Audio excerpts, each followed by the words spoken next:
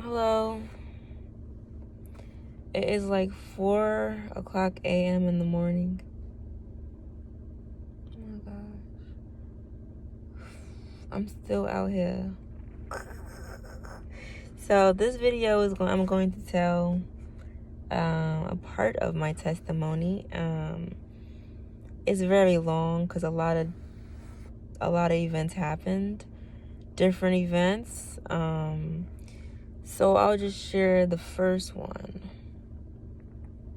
It'll be broken into parts and different videos will be uploaded. I don't, the human attention span, like, even mine is like pretty short sometimes. But stay tuned. So, okay, this is what it says. I typed it, so I'm gonna read it. You'll understand while I'm reading it. I'm reading it and not saying it because a lot of things happen and I don't want to miss anything. So, okay, excuse me if I sound a little monotone, but I'm going to try to read it in a way that is engaging for you, okay? But just listen. All right, so I recently discovered my calling, and surprisingly, it's to open my mouth to speak, something that I've had trouble with since I was very young, and also to heal others. Being told that children should stay in their places and not speak when adults are talking, but witnessing children younger than me get that privilege.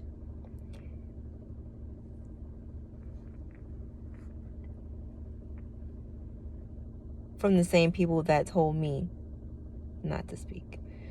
All of that led to me struggling to communicate my feelings and relationships with men and being a people pleaser as well.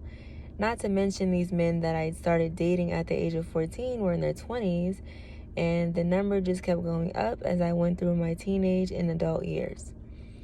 And when I mean up, I really mean up. Being an only child with emotionally unavailable parents that were never married and never together, being told to not start thinking that I'm special and that I couldn't possibly know what GPA was an abbreviation for while in high school, and being a target for bullies since kindergarten up until the age of 26 by schoolmates, strangers, and people in my personal life. I've experienced the ultimate betrayals, but I'm still not jaded because there's more out there, and God is a God of movement. So he doesn't want us to stay stagnant. I had to learn not only to use my voice and speak my truth, but to stand up for myself. I was the kind of person to stand up for complete strangers at that time in my life, but didn't have the guts to stand up for myself. I will still stand up for strangers today.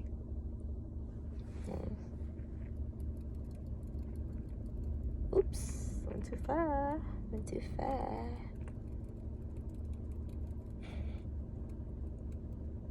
I am a miracle. They say God gives his toughest battles. They say God gives his toughest battles to his strongest soldiers, and I am Jane Doe. No, but seriously, you're listening to a warrior. Where am I? That has battled with in the physical and spiritual. If a stranger were to glance at me on the street, they would probably think I have the best life in the world, make way more money than them, never sad, have no problems at all, and so on. This is just completely false. I am just resilient. I get back up. Again, because God is never not active. The seasons, where am I? Oops. The sun is up every day and the moon comes out at night. The moon may hide, but it is there. The seasons always change. Even surfers know when the moon is at a certain phase, the waves will act a certain way. God is always moving and is always active. But back to what I was saying. Now that the Creator has revealed my purpose to me, or one of them, I am being attacked not only in my household, but as soon as I walk out the door. So consider yourself blessed to have found this video, if it is released, which it will be. You would never think I lived a fast life, getting compensated for sexual encounters with marijuana inhalation daily, consulting spiritual groups and suspicious gurus, booking a focused meditation session that was supposed to put me in some sort of trance to help me connect to my higher self, dabbling with New Age crystals, sage and Palo Santo, mindlessly letting a sociopath with deeply hidden intentions steal all of my energy from my body while skipping weeks of work and neglecting myself completely, and almost committing suicide because some voice in my head told me my real family was in the spiritual realm. Well, sorry. I told you to put your seatbelt on. Or did I? Oops. Well, you should probably go ahead and do it now. Alright, so let me scroll down. I'm going to go ahead and share with you my experience with hearing voices and being diagnosed with schizophrenia. Disclaimer, I was never crazy, and what I share with you will prove it. I believe it was just a precursor to a developing spiritual gift. Please hear me out.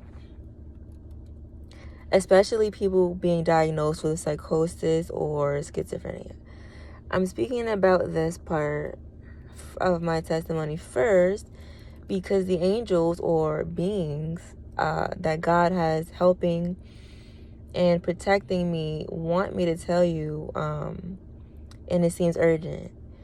So I don't know who the messages are for, but I pray it gets to you. I woke up at 4 a.m. in the morning yesterday.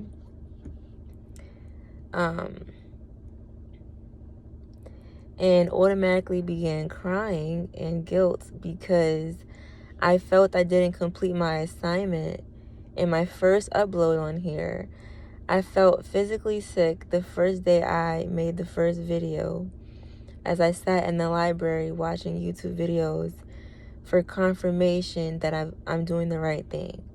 But the angels that God has around me have been communicating with me, and especially at this time in my life because it's time for me to grow and be the person God wants me to be. They don't communicate verbally like how I'm communicating to you right now. They communicate in other ways, but I will share that with you another time. So I wrote here Psalms 91, Psalms chapter 91, verse 11. And then you have 1 Corinthians chapter 12, verse 31. For people that think what I'm saying is crazy or just not true. But anyway, I'm tired. My eyes are tired. Do you know I'm tired? I think I didn't go to sleep since like yesterday, pretty much.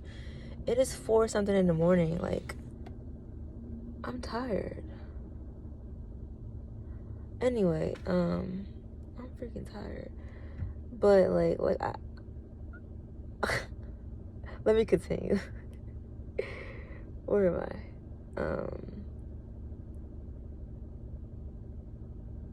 Alright, yeah. So now the story. I was around 20 years old when I had first started hearing voices. At the time, I had been smoking a lot, and I remember being isolated in my room a lot. In fact, I think I was depressed.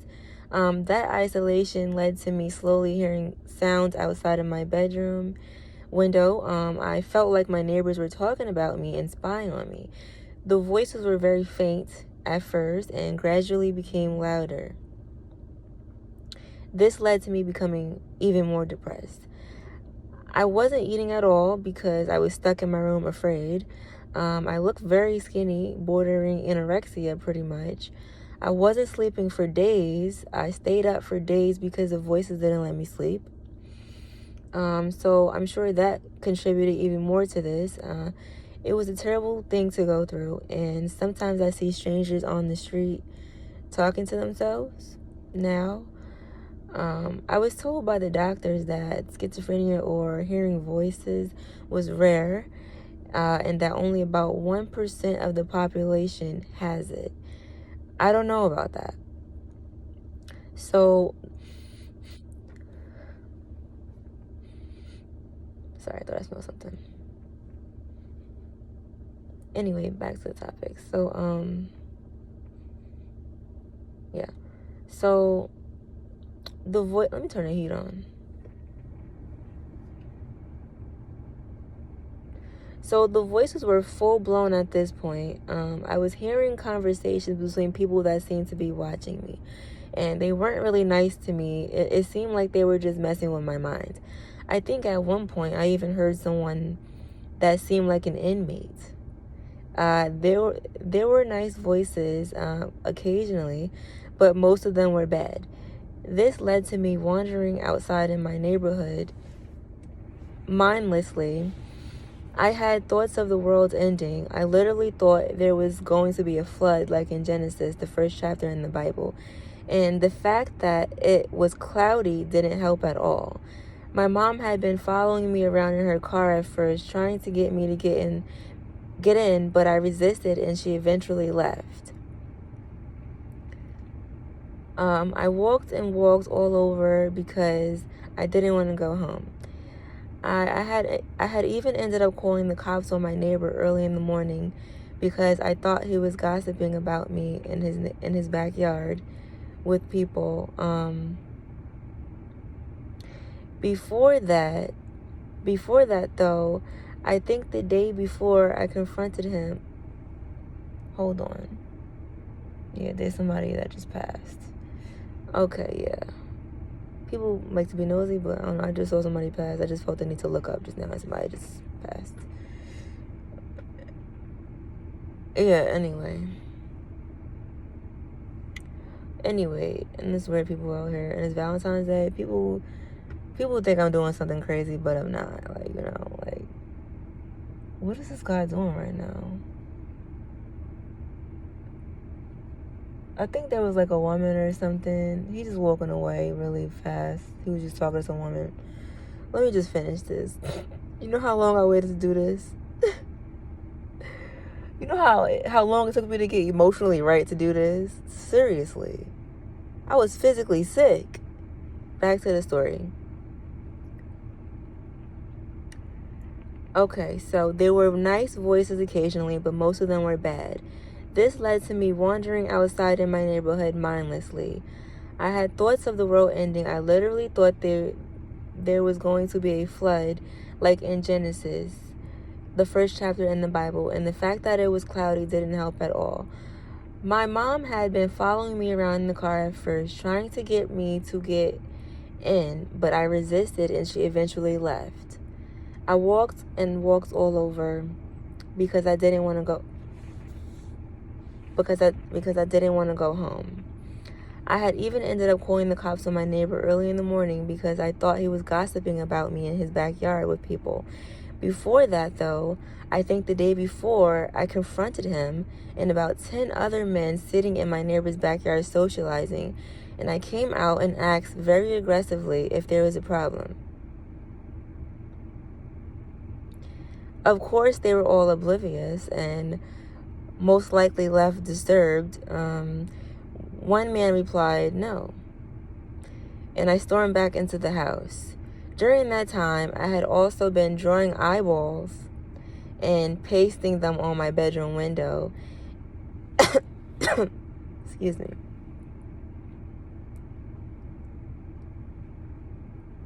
Sorry.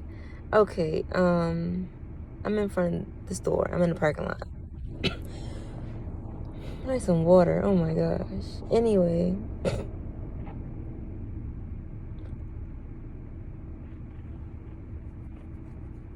Where did I leave off? Yeah. And pasting them on my bedroom window. And I'm sure other neighbors were wondering what was going on. It was very alarming and bizarre. But yes, one of the symptoms for the diagnosis was religious idolization or something like that, pretty much. This is a pattern with people that have schizophrenia. I wonder why. I wasn't even the most astute Bible reader or anything like that at the time. There were many things that occurred, but I want to tell you about the moment I was very close to taking my own life. I was home alone one day. This was still during the time I was hearing voices and no one knew about it. Everyone just so happened to be out of the house that day, which was rare because usually someone was always home. But not this particular day. I was in my room and I heard a voice say to me, I should KILL myself. And that my real family was in the spiritual realm. Looking back, this literally reminds me of the animated movie Coraline. That girl with the blue hair, you know, the girl with the blue short little bob and the yellow raincoat. That movie, I think that movie's on Netflix. I don't know if it's still on there, but that movie was on Netflix. And you should check it out because it explains what I went through. So anyway, back to the topic.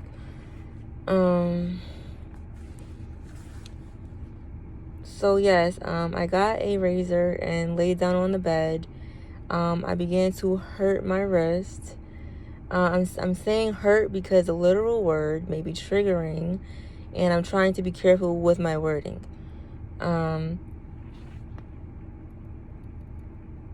But I did that multiple times, and when it almost happened, I got up from the bed and went over to my Bible on the dresser. And I was never really into reading the Bible.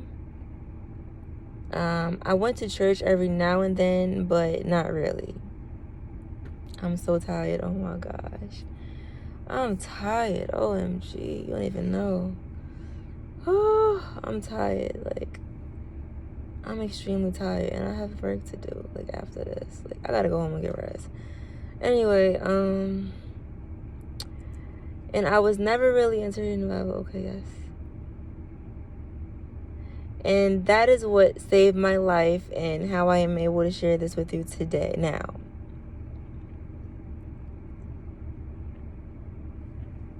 I eventually ended up staying at 3 different mental facilities. At the first one, it was in the summertime in August, and my birthday was coming up. I was about to turn 21, and I didn't want to be in a mental facility on my birthday.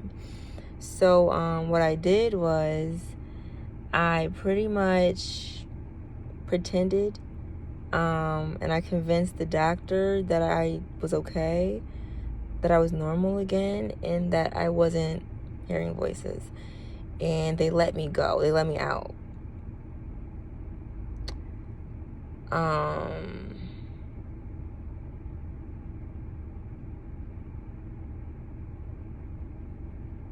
Yeah, this whole time I still heard voices, but was still able to talk normally, just how I'm talking to you now. There's a car pulling up behind me.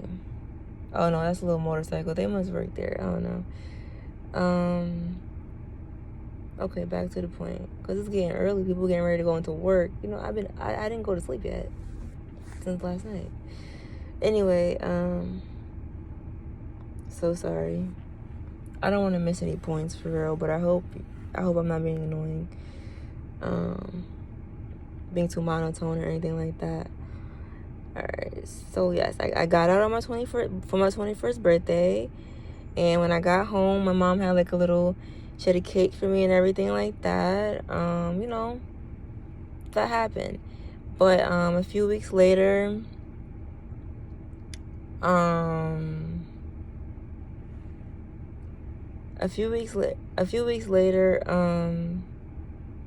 was admitted into a second hospital.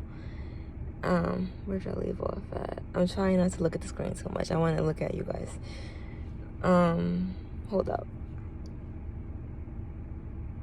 because this happened years ago. So that's why it's also hard to remember, and I'm tired. So anyway,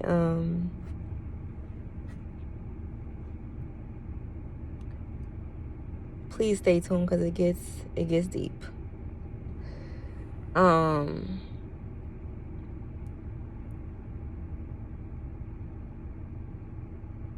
Yeah, so it was just very challenging because at the same time I heard other voices and they were louder. I often had headphones on to block out the voices with music.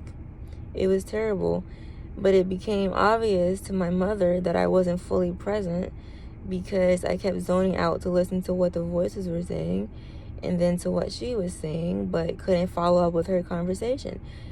In the first hospital, they gave me a certain medication that made me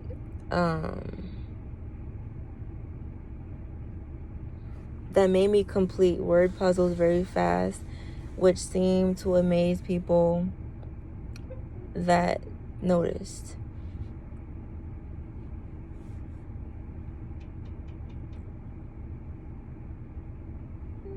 But anyway, I was released just in time to celebrate my 21st birthday. I believe I already told you about the cake. Yeah. So the second hospital that I was admitted into this time,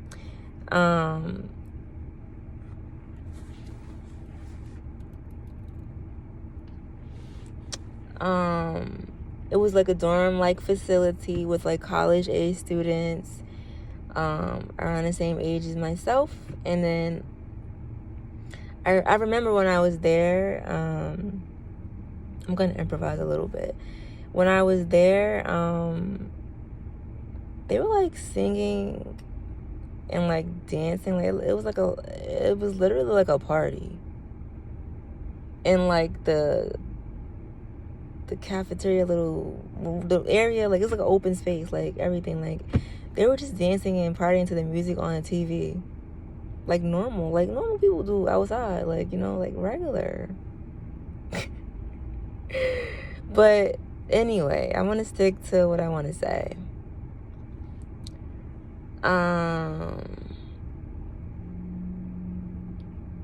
Yeah, they were singing and dancing to like the music videos on the TV, like hip hop and all that kind of stuff, like normal people, like normal young adults. One guy, I didn't write this, but I thought it was funny. One guy had like a foam cup. It was like a double foam cup. I'm like, and you know there's nothing in there. What is this? But I just stood by, just observing this, like just standing there watching, because I'm like, what? But back to the topic. Because this is not about me. It just happened to me, but this is not really about me. It's about me, but it's not for me, is what I'm trying to say. It's for the person that needs to hear this message. All right, so this one particular girl came up to me and she started singing. Her voice was very different from any voice I had ever heard. She sang a song that sounded almost like opera, but not really. It was more angelic.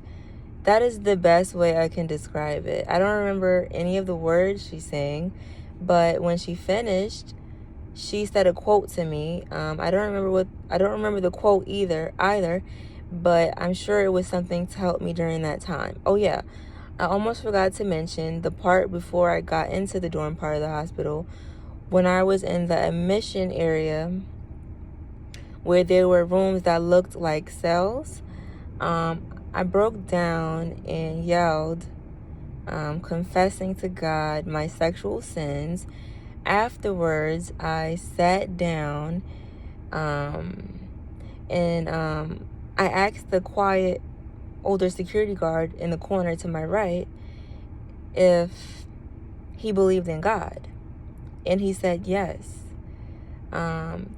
Before I got onto the gurney to be taken into the ambulance and driven to the next building where the dorms were, one of the workers there, it was a woman, an older woman. I think she was black. I don't remember. I think she was black, older black woman. She put a sweater on me. She put like a white hoodie on me. It's like a furry white hoodie on me. And in the pocket of the hoodie, there was a laminated card, with prayers on it, and also there were instructions on how to recite the prayers.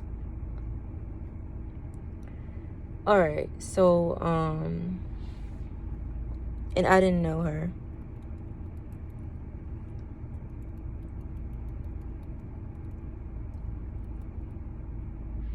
And then after that, I got on the gurney, and two paramedics, a female and a male, younger, probably in like 20s or 30s, something like that. They strapped me on, and I remember asking them. I didn't write this down. I'm just chatting. I'm just telling you because I didn't write every detail, but I'm just improvising. I'm telling you. I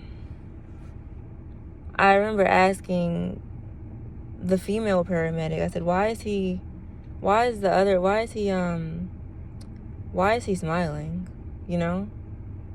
And she just replied happily. She's just like, because he's happy. That's why he's always like that. And I was like, oh, okay. And it was like a relief. I was able to relax because, you know, I was panicking being in there. Everything looked like jail cells. Not like jail cells. I've never been in jail, but it looks like cells. It wasn't good. And, you know, anyway, so that was a relief, you know.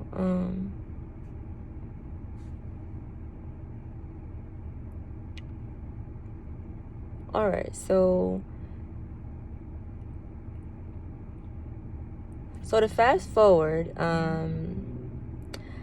I stayed at hospital number 2, and when they first unstrapped me from the gurney and left me, all of the patients in the dorm were sitting there watching TV quietly.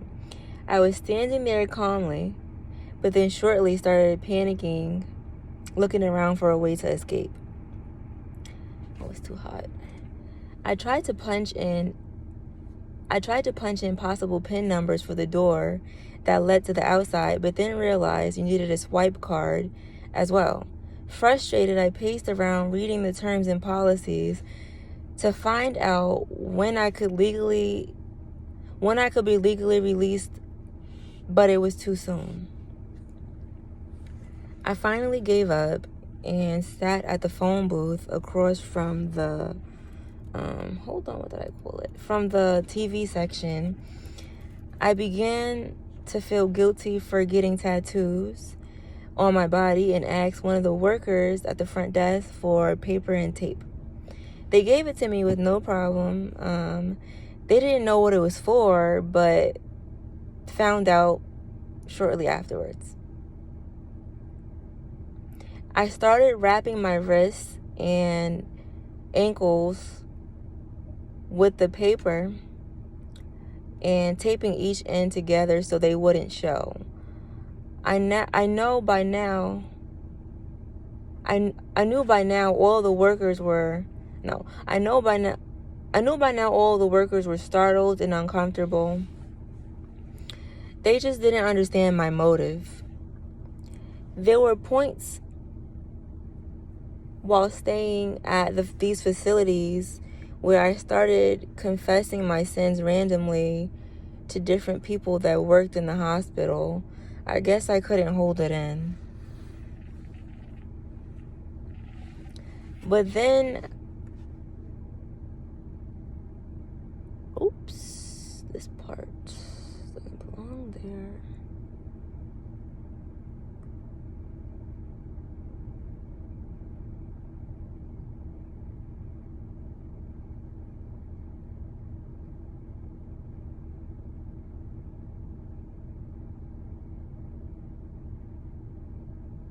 I'm not recording this over.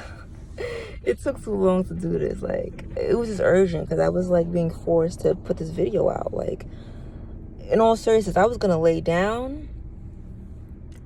I was literally gonna lay down, and then like I got a nudge, and it was just like, no. It was like, no, and I woke up crying. Like, that's not normal for me. It's not normal. But I don't know, I messed up right here. I accidentally wrote a different sentence. So go ahead. So I was still hearing voices, and my medication has switched many times because they didn't know what I really had. At first they labeled it psychosis, then later finalized it as schizoparanoid something. While staying in the third place, I met different people, mostly young black guys. Unfortunately, when I told one of the guys my diagnosis, he judged me and began to bully me. He even threw a basketball at my head while we were outside in the backyard and like outside in like the leisure area, because they give you like breaks to get air and stuff like that. It's part of healing and therapy and stuff like that. So they did arts and craft activities and games with you or whatever, and let you look at plants and stuff and pick plants and play basketball and stuff. And I was just practicing shooting the basketball in the hoop, and that was pretty good. But yeah, he threw the basketball at my head, and it hurt really badly, but you couldn't tell. And I didn't react because if I would have reacted, you know, who knows, they probably would have thought something bad could have happened. Like, you know, who knows what had happened. You know, they probably would think my situation was worse than what it was. But anyway, it was terrible. There was a moment I had became very angry and blamed my mom for what was happening to me. And I threw a chair one day during visiting hours, and after that, they had a lady sit by my room door and watch everything I did 24 hours a day. Like, even like monitor you go to the bathroom, all that. Well, they didn't look at you go to the bathroom, but they stood by the bathroom door and you had to have the door open. Like, it was so awkward. They watched everything. But anyway, whew. If this is long, this is nothing. Nothing, I tell you.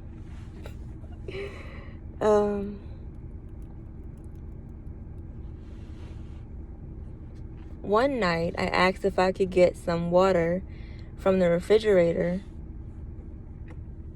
because I was having trouble falling asleep. The fridge was right across from my room, behind her, but she said no. I saw other people come out of their rooms to get their food freely, but she denied me. She even put the middle finger up at me at one point. I felt like how inmates felt being taken advantage of by correctional officers. I was very upset, and to her surprise and mine, I jumped over her, stepping on her. She went to the desk and told them to call the guards to inject me with a needle to put me to sleep. About 4 to 5 women guards came in the room shortly. I waited there patiently for them to come.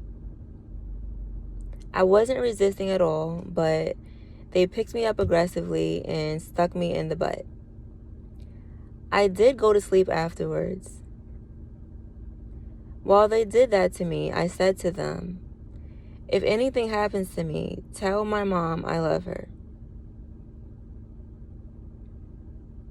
During my stay there was one woman that I asked to pray with me. She was Indian.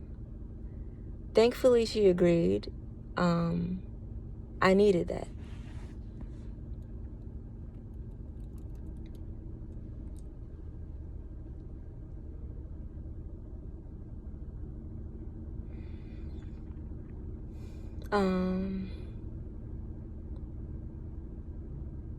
I'm almost finished here.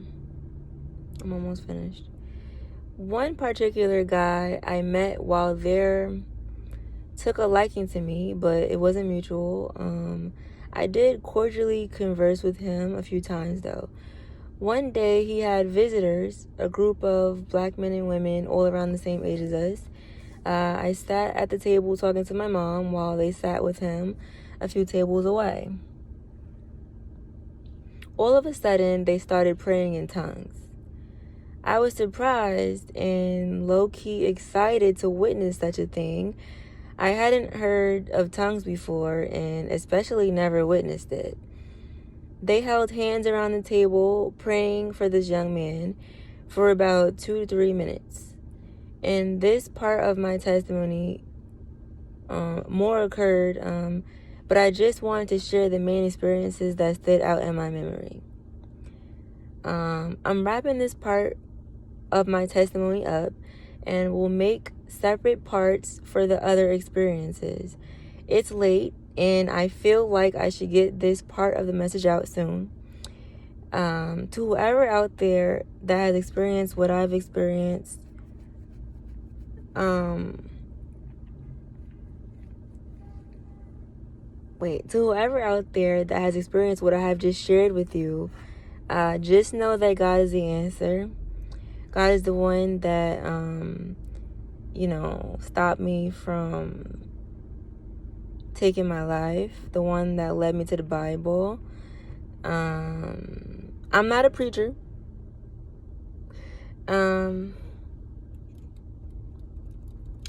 I feel I'm called to counsel. Or, pretty much heal through my experiences, pretty much like a healer. Because I looked up what like the signs of a healer and stuff like that. The guy working at Dunkin' Donuts is shaking his head anyway, because he be like, I've been here for so long, what am I doing? But anyway, yeah, he's looking like, what am I doing? But anyway, this has to be put out. So yes, I feel like I am called to be a healer because of all of my various experiences that I've experienced in life. A lot of traumatic experiences, very unusual experiences happened to me. Seriously. Okay.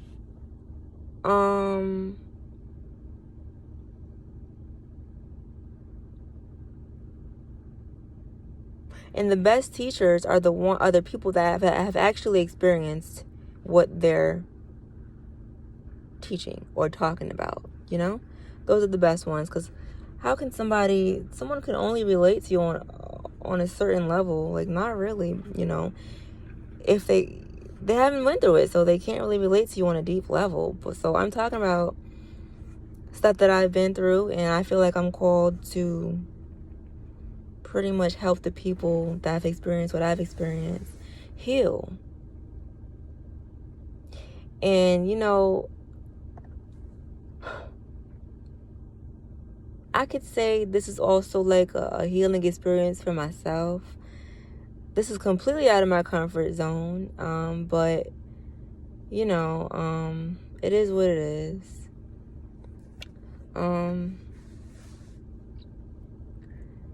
Okay, so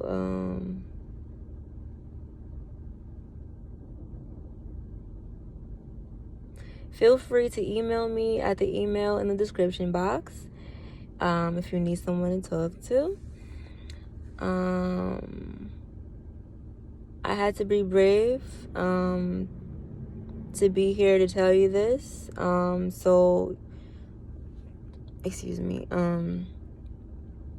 So you'll be brave yourself. You are here for a reason and you have a purpose. You just have to pray and talk to the Creator. Ask God why you're here, what your purpose is.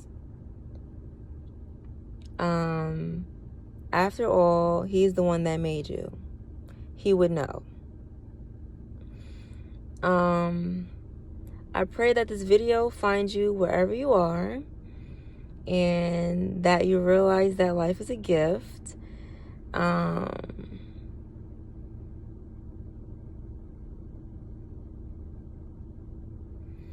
Ask God what your purpose is, and I'm sure it will be revealed to you, like it was to me.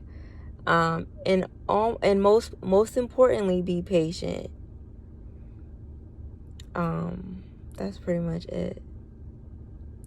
God bless you.